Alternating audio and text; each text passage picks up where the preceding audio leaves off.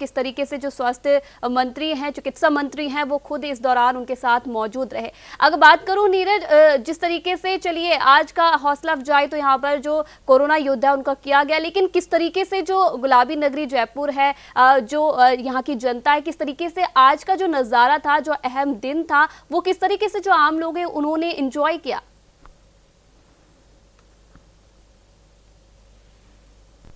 देखिए, आम लोग तो लॉकडाउन के अंदर ही, अभी अपने घरों के अंदर ही है। ज्यादातर लोग बाहर नहीं निकल रहे हैं अभी भी।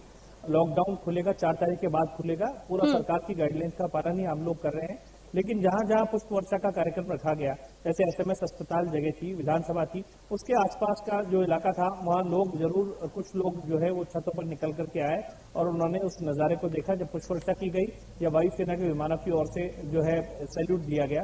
तो कुछ लोग अपने घरों की छतों पर निकले, लेकिन ज्यादातर लोग सरकारी गाइडलाइंस का पालन करते हुए घरों में ही रहे। जी, तो चंद्रसेन जी भी यहाँ पर लगातार हमारे साथ जुड़े हुए। चंद्रसेन जी, तमाम डॉक्टर्स की प्रतिक्रियाएं अब इसके बाद आने लगी है। जिस तरीके से अब जो डॉक्टर्स हैं उनका कहना है कि और कड़ी मेहनत के साथ अब वो जो संकट है इसमें जो सरकार है उनका साथ देने के लिए तैयार है। जो अपनी मेहनत है वो लगातार इस कोरोना के संकट में वो देने के लिए तैयार है।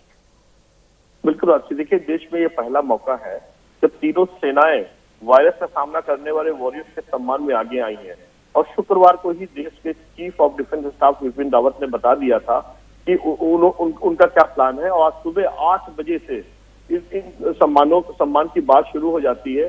और ये हरियाणा से लेके दिल्ली, कर्नाटक, उत्तर प्रदेश के अलावा पूरे देश भर में इस तरह के सम्मान समारोह की आयोजन किया गया कि बैंड बज रहा है। के सम्मान में वंदे मातरम की धुन बज रही है, फूल बरसाए जा रहे हैं और बड़े फ्लाई पोस्ट हो रही है। इसमें बड़े विमान, फाइटर विमान है, इसमें जो सुखोई 30 है, मिग 29 है, जगुआर फाइटर प्लेन है, इन सब ने हिस्सा लिया है। C-130J super hydraulic transport aircraft भी शामिल है।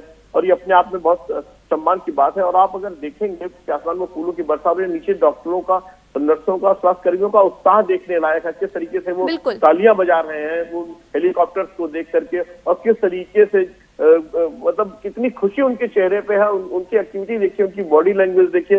ये देख के अपने आप में बहुत सुखद महसूस हो रहा कि इतने दिनों के बाद, लगातार संघर्ष करने के बाद, अस्पताल में रहने के बाद डॉक्टर्स के अंदर जो जिस तरीके से खुशी है वो देखने लायक है यार। जी बिल्कुल, उत्तराखंड से हमारे साथ यहाँ पर रेजिडेंट एडिटर गौरव गुप्ता जी जुड़ चुके हैं। गौरव जी, तमाम तस्वीरें हम देख रहे हैं। आज एक काफी अहम दिन है कोरोना योद्धाओं के लिए। पुष्प वर्षा यहाँ पर की जा रही है सेना की तरफ से। उत्तराखंड की अगर मैं बात करूँ तो किस प्रकार की तस्वीरें वहां पर देखने को मिली?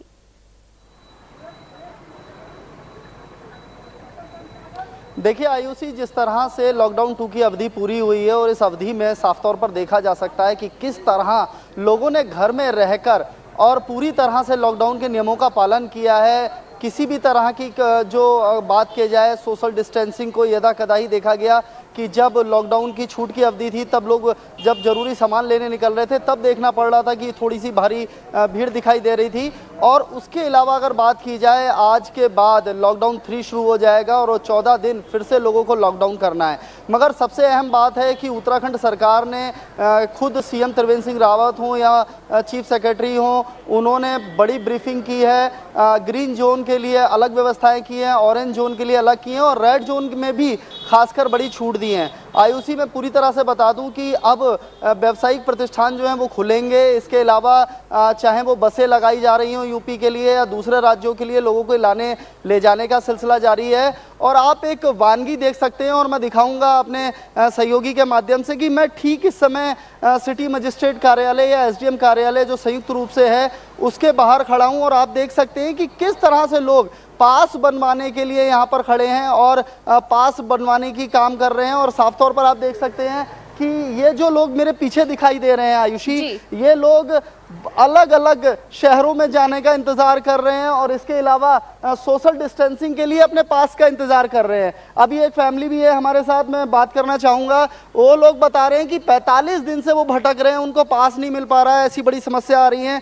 कहाँ से हो बेटा आप, क्या समस्या आ रही है आपके साथ और किस तरह आप जो है परेशानी का सामना कर रहे हैं?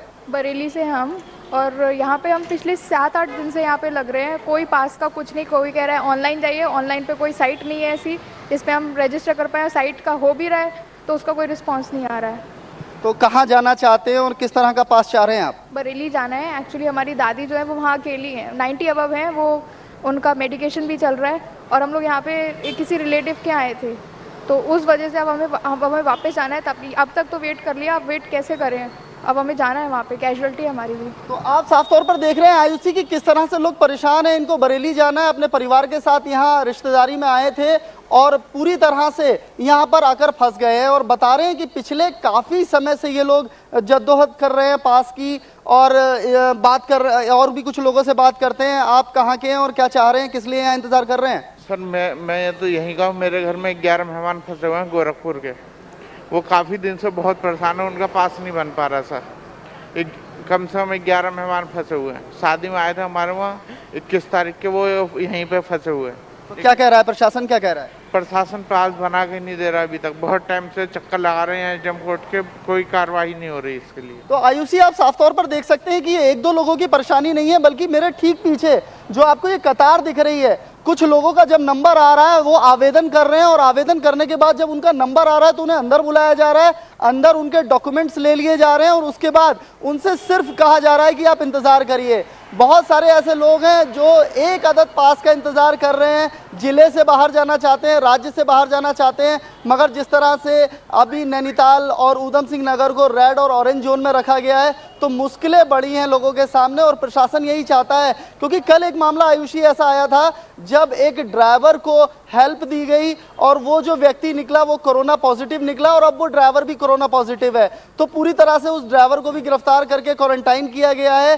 तो प्रशासन को, शासन को यह अंदेशा है कि अगर वो जल्दी जल्दी पासेस देते हैं, लोगों को छूट करते हैं और उनकी व्यवस्था नहीं कर पाते हैं तो बड़ी समस्या आएगी। और एक बड़ी खबर मैं ये भी बता दूं कि करीब 50,000 से ज़्यादा लोगों को लाने का काम किया जाना है और हल्द्वानी का जो इंटरनेशनल स्टेडियम है वहां पर लोगों को रखा जाएगा। हजारों की तादाद में लोगों को वहां 14 दिन के लिए क्वारंटाइन किया जाएगा। किस तरह से वो मुश्किलों का सामना करेंगे इन 14 दिन और उसके बाद वो अपने घर जा पाएंगे। जी बिल्कुल, काफी परेशानी यहाँ पर लोगों को हो रही है। सिर्फ उत्तराखंड की अगर मैं बात करूँ तो तमाम पूरे देश भर में ऐसी मुसीबतों का सामना लोगों को करना पड़ा। लेकिन एक बड़ी चीज यहाँ पर यह भी है कि जिस तरीके से लोगों का मनोबल यहाँ पर नहीं टूटा है, लोग फिर भी लगे हुए हैं, घरों में कैद रहने को मजबूर है। लेकिन अगर आज के दिन की मैं बात करूं गौरव जी, तो कहीं ना कहीं एक बड़ा दिन यहाँ पर कोरोना योद्धाओं के लिए है। जिस तरीके से कोरोना संकट से पूरा देश यहाँ पर कोरोना संकट में जूझ रहा है, लेकिन कहीं ना कहीं जो ये कोरोना योद्धा थे इस बीच डटकर खड़े रहे। और आज कहीं ना कहीं आप भी ये मानेंगे कि उत्तराखंड में जिस तरीके से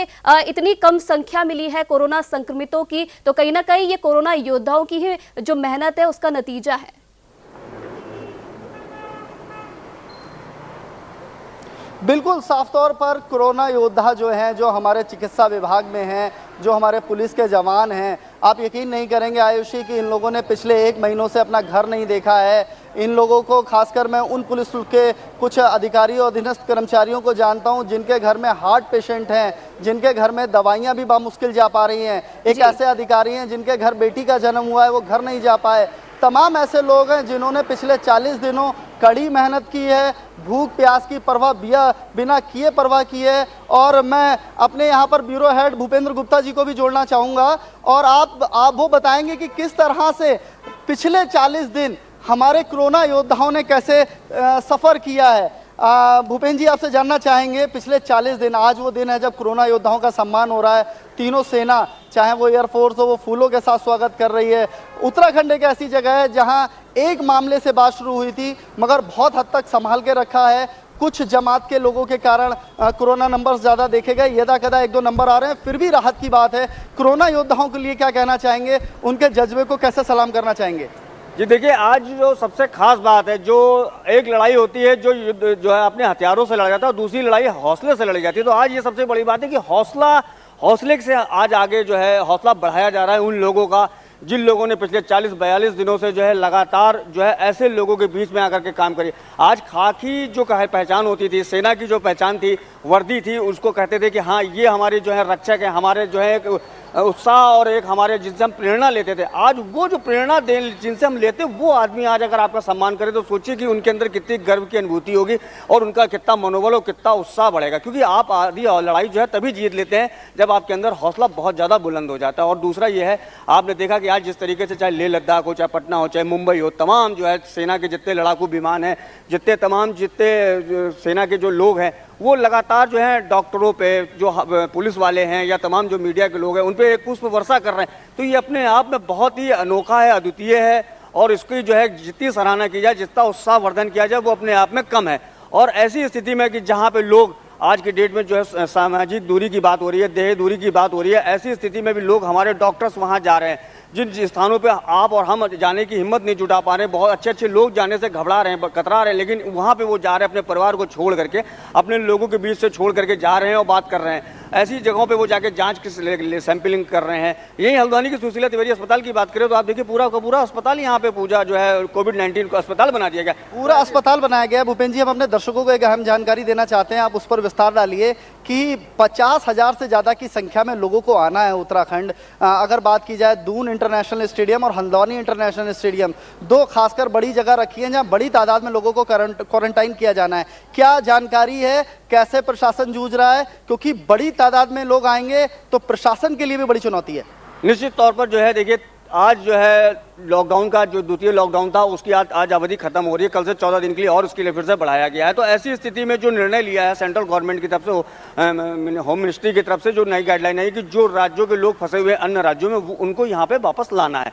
तो उसके मद्देनजर जो उत्तराखंड के तमाम लोग जो फंसे हुए हैं अन्य राज्यों में हो, दिल्ली में है, महाराष्ट्र में है, यूपी में है, उसके अलावा जो दूसरी जगहों पे हैं, उनको लाने के लिए यहाँ पे लाना और उनकी जो है जांच कराना, उनको पूरा क्वारंटाइन करना, उनकी पूरी एक एक चीज़ों का अब एक नया और यहाँ उसकी गाइडलाइन आई है। आपको भी जानकारी में आपसे जैसे कल डिस्कस हो रहा था कि जो है किस तरीके से जो है वो किस अपने कौशल में विकसित है, उसके पास क्या हुनर है, वो जो व्यक्ति आ रहा है दूसरे राज्य से वो किस तरीके से हुनरमंद है, क्या वो अच्छा फिटर है या अच्छा राजमिस्त्री है या अच्छा इंजीनियर है या अच्छा जो है डॉक्टर्स है या अच्छा किसी भी किस तरीके के छोटे उसने अपने स्किल को डेवलप करा, तो उसकी भी नंबरिंग, उसकी भी जो है एक लिस्टिंग की जा रही है। तो उसको ध्यान में रखते हुए यहाँ पे जो गोला पार्म इंटरनेशनल स्टेडियम है वहाँ पे आज से जो है करीब जो है लगातार लोगों का आने का सिलसिला जारी होगा और लोगों की बाकायदे लिस्टिंग होकर के जांच हो करके उसके बाद जो है उनको उन बसों के माध्यम से उनके जो है शहर पे, उनके जिले में वहाँ पे भेजा जाएगा। लेकिन ये देखिए एक्सरसाइज कितनी लंबी है, इस कवायद को पूरा करने के लिए कम से कम जिला प्रशासन को, पुलिस को पूरा का पूरा जो है पूरी मुस्तैदी से लगी है। रात को कल 11 बजे तक खुद एसएसपी और एसपी के अलावा सीडीओ,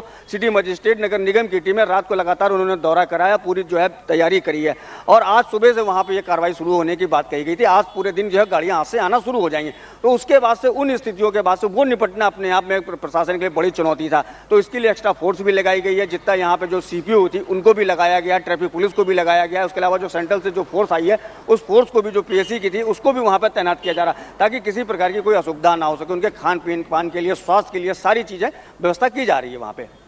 सुन रहे थे आप आयुषी की किस तरह से व्यवस्था की जा रही है और अभी हमारे भूपेंद्र जी बता रहे थे कि लगातार इसी तरह की कवायद में अगले 14 दिन गुजरना है। दो अहम बातें हैं अगले 14 दिन में, एक तो धीरे धीरे जनता को राहत देनी है और दूसरा जो जनता अभी तक सफर कर रही थी 40 दिनों तक उनको धीरे धीरे चाहे तो राज्य में लाना है या दूसरे राज्य में पहुंचाना है। जी आयुषी।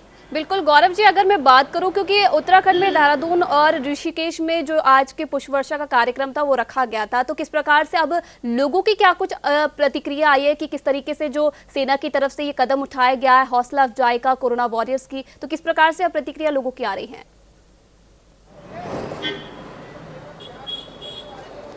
देखिए जितना बड़ा सुखद अनुभव सेना के लिए है और खासकर अधिकारियों के लिए है, क्योंकि कोरोना योद्धाओं के रूप में उनको सम्मानित किया जा रहा है, हमारी जनता भी कोरोना योद्धा से कम नहीं है। क्योंकि आयुषी घर में रहकर 40 दिन उन्होंने गुजारे हैं और पूरी तरह से अभी आने वाले समय में कब तक उन्हें लॉकडाउन का सामना करना पड़ेगा, नए नए नियमों का सामना करना पड़ेगा, ये देखना होगा। मगर अगले 14 दिन और आज के दिन अगर खास तौर पर जिस तरह से जब जब मौका मिला है हमारे कोरोना योद्धाओं का सम्मान करने का, हमारी जनता ने बढ़ चढ़कर हिस्सा लिया है। आयुषी आपको याद होगा अगर सबसे पहले थाली बजाकर, शंख बजाकर हमने उनका अभिवादन किया था। उसके बाद अगर बात की जाए दिवाली मनाई थी और दिवाली मनाने के बाद पीएम नरेंद्र मोदी ने आह्वान किया था और पूरे देश में आपने देखा था कि हर घर हर जगह दिवाली मनाई गई थी। और आज पुष्प वर्षा का दिन है। सुबह से हमारे वायुसेना के विमान हो, चाहे हमारा जो थल सेना हो, वो अपने तरीके से, और पुलिस भी पूरी तरह से इन कोरोना योद्धाओं का अभिवादन कर रही है। जी आयुष जी, जयपुर से यहाँ पर नीरज शर्मा भी हमारे साथ जुड़े हुए। नीरज जी, अगर बात करूँ हौसला अफजाई की, तो कोई भी अफसर यहाँ पर नहीं छोड़ा गया। जिस तरीके से गौरव जी ने भी इस बात का जिक्र किया है, पहले ताली थाली बजाई गई, उसके बाद दीपावली यहाँ पर देश में दूसरी दीपावली देखने को मिली, और जिस तरीके से आज की अगर मैं तस्वीरों की बात करूँ तो आज पुष्प वर्षा की गई। तो लगातार सरकार की तरफ से भी ये कोशिश है कि जिस तरीके से संकट तो यहाँ पर देश भर में या दुनिया भर में देखने को मिल रहा है, लेकिन इस बीच कहीं ना कहीं जो कोरोना योद्धा है उनका हौसला कम ना हो, इसके लिए तमाम सरकार भी अपनी तरफ से प्रयास कर रही है। देखिए, हर व्यक्ति कोरोना योद्धा है। जो व्यक्ति सरकारी नियमों का पालन कर रहा है, लॉकडाउन में अपने घर के अंदर बैठा है, खुद को होम क्वारंटाइन कर रखा है और अन्य लोगों की, समाज की, अपने परिवार की वो रक्षा करने के लिए खुद आतुर है, तो उन सभी के सम्मान के लिए जो है हम लोगों को भी सैल्यूट करना चाहिए। क्योंकि जो चिकित्सा कर्मी हैं वो तो अपनी जान झोंक करके काम कर रहे हैं लगातार। पैरामेडिकल स्टाफ अपनी जान झोंक करके अस्पताल में हाई रिस्क पर, सबसे ज्यादा रिस्क पर वो लोग हैं, इसलिए उनके सम्मान के अंदर सेना की ओर से आज ये कार्यक्रम रखा गया है। लेकिन बहुत से ऐसे लोग हैं जिनको याद नहीं किया जा रहा है, लेकिन वो भी सम्मान के काबिल हैं। इसमें चाहे नगर निगम के सफाई कर्मी हो, जो कि रात दिन जो है जिन्होंने अपने डंपर और हुपर चलाए और लगातार कॉलोनी में स्वच्छता अभियान जो है उसको कायम रखा।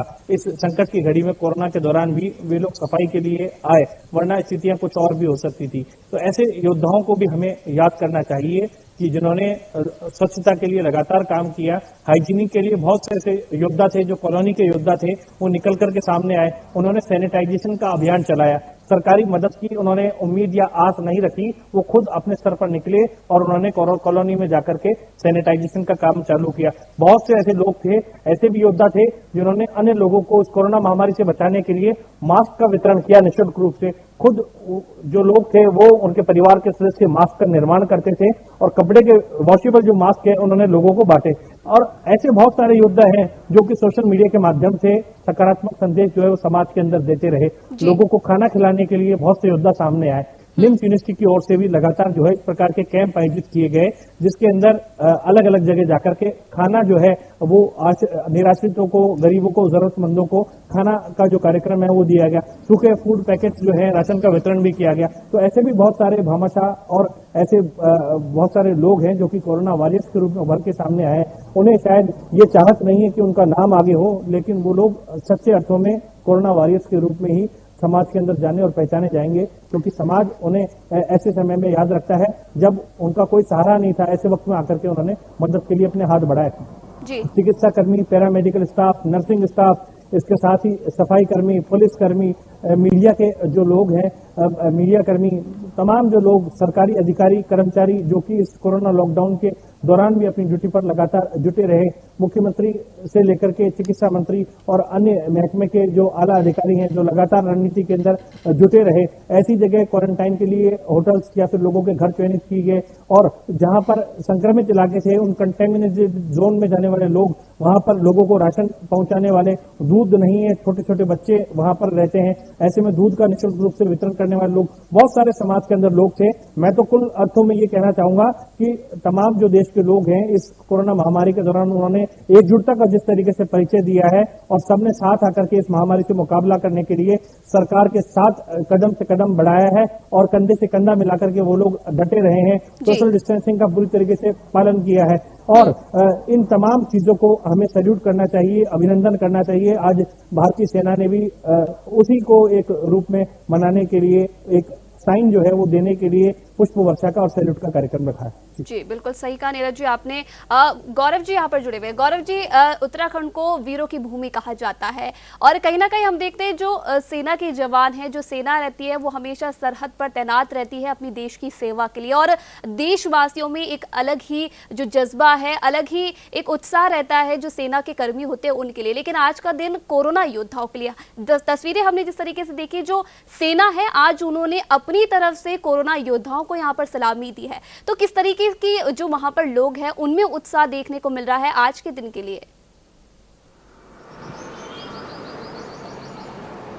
आयुषी, बिल्कुल सही कहा आपने। और मैं आपको एक बात बता दूं कि सिर्फ सेना ही नहीं, सिर्फ उत्तराखंड पुलिस ही नहीं, बल्कि हमारे एनसीसी के भी बहुत सारे साथी, चाहे वो देहरादून हो, उधम सिंह नगर हो, नैनीताल जनपद हो, किस तरह से कोरोना योद्धा बने हैं। अपने घर थे, मगर एनसीसी यही सिखाता है कि जब जब देश पर राष्ट्रीय आपदा आए सब कुछ छोड़कर निकल पड़े। हमारे साथ कुछ एनसीसी के ही साथी हैं, उनसे बात करने की कोशिश करेंगे। सबसे पहले आपसे बात करते हैं शेखावत जी, कहाँ से हैं आप, कब आपको पता चला? लगातार आप लोग टीवी पर देख रहे होंगे, लॉकडाउन हो गया है, कोरोना कोविड-19 का कहर है, कब आपको जानकारी मिली? और आज आपका दिन है, आज आपके लिए पुष्प वर्षा हो रही है सेना के द्वारा, तमाम जगह जो है आपका अभिनंदन किया जा रहा है। किस तरह से उत्साह बढ़ रहा है आप लोगों का, और कब आपको पता चला और कितने दिन से आप लोग ड्यूटी कर रहे हैं यहाँ? सर, हमें 1 हफ्ते से ड्यूटी कर रहे हैं हम लोग, और जैसे हमें पता चला कि बटालियन से कि हमारी ज़रूरत है एनसीसी कैडेट की, तो हम अपना सहयोग देने आ गए जी। कहाँ कहाँ आपकी ड्यूटी लगाई जाती है? और ख़ासकर मैं देख रहा हूँ कि पिछले कुछ घंटे से आप लोग हमारे स्थानीय लोगों के साथ जूझ रहे हैं, उनके पास में मदद करा रहे हैं, और किस किस तरह की ड्यूटी लगाई जा रही है आपकी? सर, ड्यूटी पूरे हल्द्वानी में लगाई गई है, जगह जगह चौराहे पे, मेन जहाँ पे पब्लिक एरिया है उधर लगाई जा रही है। और सर, हमें लगभग 9 बजे हम यहाँ पे आ जाते हैं ड्यूटी के लिए, और जब तक पब्लिक रहती है यहाँ पे तब तक हम अपना सहयोग करते हैं। तो आपसे बात करेंगे, भंडारी जी हमारे साथ। बिल्कुल, आप एनसीसी के रूप में, कोरोना योद्धा के रूप में काम कर रहे हैं, किस तरह का अनुभव हो रहा है और किस किस तरह के लोग आपको मिल रहे हैं? सर, काफ़ी अच्छा एक्सपीरियंस है इधर आके, हमारा कुछ एक्सप्लोर करने को मिल रहा नया, और एक तरीके से हम लोग घर में हम खुद भी क्वारंटाइन थे, तो हमें एक अपॉर्चुनिटी मिली कि हम इधर वर्क करें, तो सीओ साहब का हम धन्यवाद करेंगे। और बाकी यहाँ पे बहुत अलग अलग तरीके के लोग हैं, ज़्यादातर यूपी स्टेट के, रुड़की के, अलग अलग जगह के लोग आ रहे हैं अपना मतलब पास बनवाने के लिए, पर ज़्यादातर लोगों को अभी नहीं मिल पा रहा है, क्योंकि हम ये इधर हमें ज़्यादातर उत्तराखंड के लोगों को मिल पा रहा है, बाहर के लोगों को अभी नहीं मिल पा रहा उतना पास। बहुत सारे आपको अनुभव हो रहे होंगे जब आप फील्ड में निकल कर आ रहे हो। अभी देखो, कुछ लोग हमसे भी फरियाद लगा रहे थे कि पासेस मिल जाएं, देखकर दिल कसोट रहा है कि किस किस तरह का दर्द है, और हम इनकी मदद भी नहीं कर पा रहे हैं। सर, वो तो सिचुएशन के ऊपर हमें भी करना पड़ रहा है, और जितना प्रशासन से हो रहा है, प्रशासन अपना सहयोग कर रही है, और पब्लिक को भी थोड़ा समझना चाहिए कि हर किसी को नहीं भेज सकते हम जी। आखिरी सवाल आपसे भंडारी जी, आज सब लोग आपको सम्मानित कर रहे हैं, अभिनंदन कर रहे हैं, पुष्प वर्षा कर रहे हैं, कैसा लग रहा है? सर, काफ़ी अच्छा फील होता है कि हम इस फील्ड में आए हैं। एनसीसी के थ्रू हमें बहुत कुछ एक्सप्लोर करने को मिला लाइफ में, काफ़ी कुछ मतलब जो नहीं आता था, हेजिटेशन होती थी लोगों से मिलने में और इंटरेक्शन करने में, आज मतलब वो चीज़ कॉन्फिडेंस लेवल हमारा बढ़ रहा है। तो देख रहे थे आयुषी कि किस तरह से यहाँ पर एनसीसी के हमारे साथी रात दिन लगे हैं। बताया 1 हफ्ते से ड्यूटी है, कई ऐसे लोग हैं जो 1 महीने से भी लगे हैं, कुछ स्थानीय वासी भी हैं। उनका अनुभव हम साझा करते हैं कि उनको कैसा अनुभव हो रहा है, पिछले 40 दिन में वो घर में रहकर कैसे गुजारे हैं। हमारे साथ ब्रजेश हैं। ब्रजेश जो हैं वो छात्र राजनीति में भी हैं, और लगातार ये कोरोना योद्धा के रूप में भी घर से निकलकर लोगों की मदद कर रहे हैं। ब्रजेश, कभी किसी ने ऐसा समय नहीं देखा था, हालांकि उत्तराखंड बहुत अच्छी स्थिति की ओर बढ़ रहा है, हो सकता है जल्दी हम कोरोना मुक्त हो जाएं। किस तरह का अनुभव हुआ इन 40 दिन? आज आप ही लोगों के लिए पुष्प वर्षा हो रही है, किस तरह से देखते हैं, और किस तरह से अभी भी चीज़ें हैं जो हम लोग नहीं कर पा रहे हैं? देखिए, एक समय ऐसा था जब हमें बाहरी देशों से खतरा होता था, उसमें सेना हमारा अभिनंग था। इस वक्त जो पूरे विश्व में महामारी फैली है, उससे अब भारत देश भी हमारा अछूता नहीं रहा है। बहुत लगातार यहाँ भी मरीज बढ़ रहे हैं। उत्तराखंड में भी कुछ समय आया, लेकिन तत्काल जो हमारे हर तरह के जो किसी भी रूप में इस महामारी से बचने के लिए रोकथाम करना, हर रूप में जुड़ा हुआ, हमारे डॉक्टर्स जो हैं कोरोना योद्धा हैं, जो हमारे पर्यावरण मित्र हैं, जो हमारी गंदगी की सफाई करते हैं, जो हमसे जुड़े हुए हैं, पुलिस बल है, और ये जो एक नई पहल चालू हुई है, पहल करी है, जो एनसीसी के हमारे छात्र हैं, एनसीसी विंग के हैं, वो लगातार लोगों को मनोबल बढ़ा रहे हैं कि ये कैसे इस महामारी से लड़ाई जा सकती है, कैसे इसको रोका जा सकता है। लोग घर में हैं, आसान से उनको राशन मिल रहा है, सब कुछ हो रहा है। धीरे धीरे हम इस महामारी से बाहर निकल रहे हैं, और लोगों को भी समझना होगा कि जो हमारे पर्यावरण मित्र, जो हमारे कोरोना वॉरियर्स हैं, चाहे डॉक्टर हो, चाहे नर्सेस हो, चाहे ये सफाई हमारे पर्यावरण मित्र हो, जो किसी भी रूप में इस महामारी से जुड़ा हुआ है और महामारी को रोकने में हमारी सेवा कर रहा है, हमारे लिए लाभदायक है, तो हमने उसका अभिवादन करना चाहिए। और लगातार लोग यहाँ पुष्प वर्षा कर रहे हैं, अभिवादन कर रहे हैं, और इस कोरोना की लड़ाई में जो कोरोना वायरस है उनका साहस बढ़ा रहे हैं। और आज की स्थिति ये, आज 45 दिन होने को आ गए हैं, कल से लॉकडाउन 3 स्टार्ट हो जाएगा। लोग बहुत अब सामान्य स्थिति में हैं, और जो पहले का अवस्था की स्थिति बनी थी वो सामान्य हो गई है, लोग समझ रहे हैं और लोग पूरी तरह से उसका पालन कर रहे हैं। मास्क जो सोशल डिस्टेंसिंग और ये जो चीज़ें थी जो उसमें इम्प्लीमेंट हुआ है, लोग समझ रहे हैं, बहुत आसानी से इसकी लड़ाई हो रही है। वह उत्तराखंड बहुत जल्दी इससे कोरोना मुक्त हो जाएगा। आयुषी, मैं एक तस्वीर आपको और दिखाना चाहता हूं, अपने सहयोगी से कहूंगा कि इस ओर दिखाएं।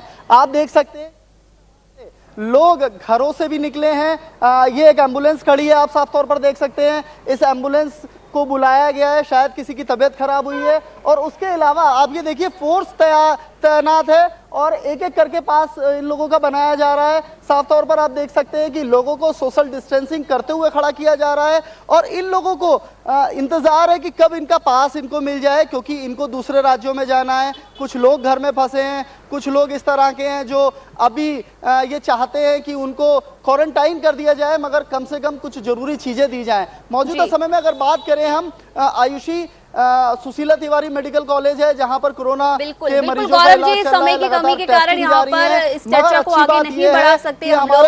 तस्वीरें हम लगातार देख रहे हैं, चाहे बात करें कोरोना योद्धाओं की, तो हर कोई इस संकट की घड़ी में अपने देश के साथ है। फिलहाल तमाम जानकारी देने के लिए नीरज जी आपका भी बहुत बहुत धन्यवाद और गौरव जी आपका भी बहुत बहुत धन्यवाद। तो जिस तरीके से आज का एक अनमोल नजारा हमने देखा है, कश्मीर से लेकर कन्याकुमारी तक एक अद्भुत तस्वीर यहाँ पर देखने को मिली है। जो कोरोना योद्धा है, जो इस संकट की घड़ी में पूरे देश के साथ खड़े हैं, उनके लिए एक आज अहम दिन है। पुष्प वर्षा तीनों सेनाओं की तरफ से की जा रही है, लेकिन इस बीच हमें ये नहीं भूलना है कि फिलहाल अभी संकट गया नहीं है और तमाम चीजों की यहाँ पर हमें जानकारी लेनी पड़ेगी, तमाम चीजों का यहाँ पर पालन करना पड़ेगा, चाहे वो सोशल डिस्टेंसिंग हो, चाहे लॉकडाउन का उल्लंघन करना। यहाँ पे लॉकडाउन का उल्लंघन नहीं करना है, जितना हो सके अपने घरों पर रहना है और अपने परिवार के साथ रहना है। संकट की घड़ी है और जल्द ही ये दूर हो जाएगी। फिलहाल इस खास कार्यक्रम में इतना ही। आप देखते रहिए न्यूज़ इंडिया।